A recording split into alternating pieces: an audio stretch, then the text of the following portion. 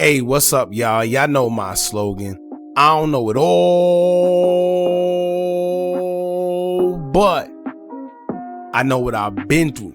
Now, before we get into this video, please make sure you head on down to Instagram and follow us on our official Instagram page at Hookah Anonymous _. We're able to be a little more explicit, a little more uncensored, and share content freely without running the risk of having our channel terminated. So, once again, make sure you head on down to Instagram and follow us on our official Instagram page at Hookah Anonymous _. We're almost at 100,000 subscribers. So if you like this video, make sure you subscribe and hit that bell so you're notified every time we drop new content. Now let's get into what you guys came here to see. Now, the constant back and forth between 051 Kiddo and Tay Savage continues to grow, as now these guys seem to be getting closer and closer to one another. Pause.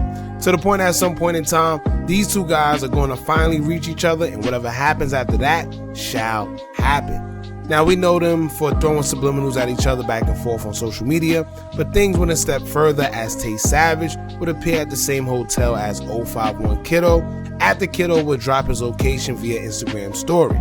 Keep in mind, both of these guys happen to be in Atlanta at the same time, and if y'all remember, we just did a video the other day where Tay Savage will let it be known that he too is in Atlanta after 051 Kiddo will show that he's in Atlanta as well. Tay Savage kept it subliminal, simply just showing a Georgia license plate to show that he wasn't capping, but things would get deeper as 051 Kiddo would drop his own location, showing that he's in a hotel. St. Regis Hotel to be exact. Check this. What that is? Tobacco.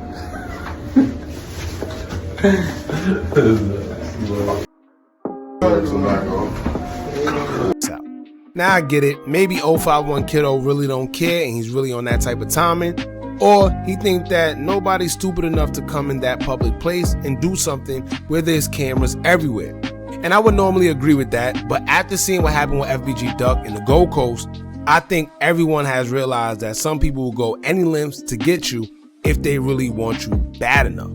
And to be honest with you, you dropping your location, that isn't, it isn't tough. It isn't gangster. It could land you in a box somewhere, or because you tried to prove a point. However, like I said, I disagree with Kiddo for dropping his own location for a few reasons. It's not about being tough, but it's just not a smart move. It puts you at a disadvantage because now that your ops got your location, it's no telling when they will strike, right? Or how they will strike, or it's no telling where they are, but now they have the advantage of knowing where you are and watching you from a distance without you even knowing. So it's not about being scared, it's just about being smart. Don't let your ops outsmart you or trick you into doing foolishness just for trying to prove a point. It's chess, not checkers. But anyway, after dropping his location, Tay Savage will actually go live and pull up to the alleged hotel that 051 Kiddo was at, asking the desk clerk if they knew where Kiddo was. Check this out. Kiddo? Kiddo? No Kiddo? No. Do you have the room number? No, Nez. What's the name of this hotel? This is the St. Regis? St. Regis. No Nez, no Kiddo. Young Money. Last name? What is the last name? Money. No, I'm just. His ass. Alright, we're gonna wait till we're just gonna wait in the lobby. They should be coming down. Hey, you go.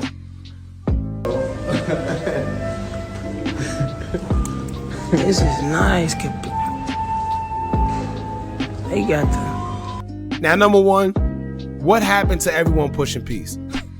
Alright, it's looking like the whole pushing peace thing went out the window as soon as everybody got enough clout off it. J-Man went from pushing peace to now pushing whoops, and now Tay Savage went from pushing peace to now pushing his way into hotel rooms or hotels or whatever the case may be, because for surely this isn't how you push peace.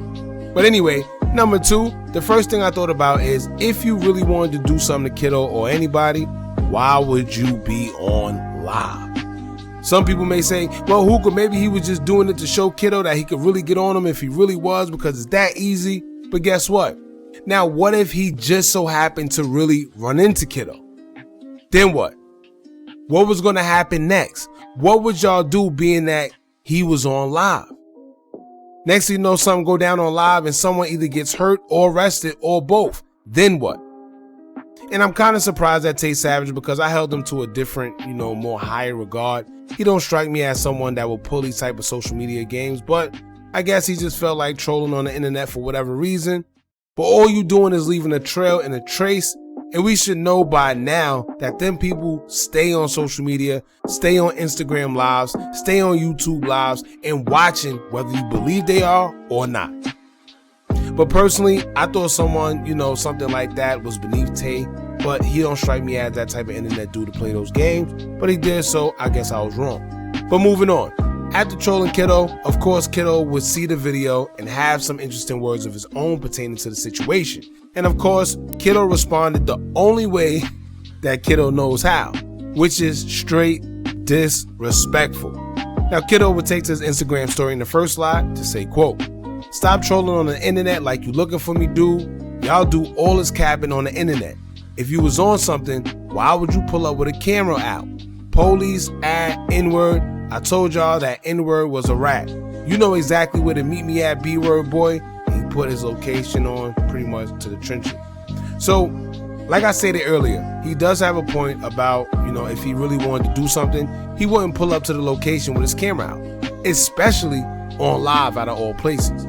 All you doing is leaving a trace, and if something happens to either one of them, then someone's either going to get hurt or arrested or both. The crazy part about this is how dangerous things like this could be. Right now, let's say God forbid something happened to 051 Kiddo that has nothing to do with Tay Savage in their situation. The first person everyone would blame is Tay Savage. Why? Because the last thing they seen was Tay Savage on live pulling up to the St. Regis Hotel, which is the same location that 051 Kiddo dropped. Right? So this is why I say these guys got to be careful about situations like this, because all you're doing is leaving a trace behind, whether it's really you or not. Police like to make assumptions and just try to, solve a case or whatever the case may be, to try to make it look good. Whether you have anything to do with it or not, that's what happens. Social media has a way of making things up and making them into what they aren't and truly believing it. That's the crazy part.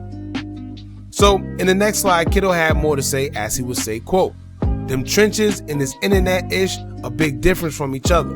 Dude trolling on live. On Melly, you got my D-word in your mouth. Also, you the big rat if I would have knocked your head off on camera. I would have been the one going to jail fighting a murder that I wouldn't be able to beat due to the fact that blank boy want to troll on live. I'm a different breed. N-words could never do what I do if they portraying the image to be someone they're not." So, clearly Kiddo wants all the smoke, y'all. He got real spicy, the whole D-word in your mouth. That's crazy. And it's kind of crazy because I feel like Kiddo kind of calmed down, opposed to when he first came home and he was getting at everybody.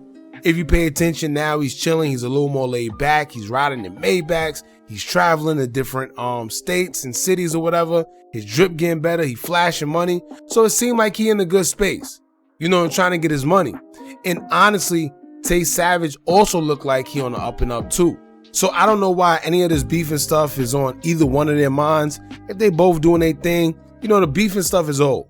And at this point, the main focus should be getting to the bag, taking care of your families, and staying out the way. They both did enough time, which is too much time, and to me, to be out here playing around or trolling each other on social media. So that's my personal opinion as of right now. Y'all let me know how y'all feel about this. Y'all jump in the comments. Don't forget to like, comment, share, and subscribe. Hit that bell so you're notified every time we drop new content. And remember, as long as you keep on watching, I'm going to keep on dropping. And I'm out.